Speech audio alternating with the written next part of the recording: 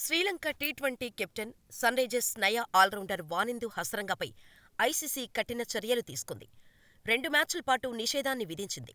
ఇటీవల ఆఫ్ఘనిస్తాన్తో జరిగిన మూడో టీ20లో అంపైర్ను దూషించినందుకు హసరంగంపై కొరడా ఝుళిపించింది. వ్యక్తిగత విమర్శలు చేసేందుకు ఈ నిర్ణయం తీసుకుంది.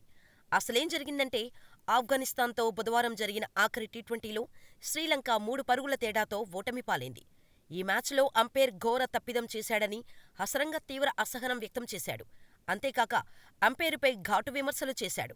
ఆఖరి ఓవర్లో వవ్దర్ వేసిన హైఫుట్ టాస్ లంక బ్యాటర్ మెండిస్ నడుము కంటే ఎక్కువ ఎత్తులో వెళ్లినట్టు స్పష్టంగా కనిపించింది.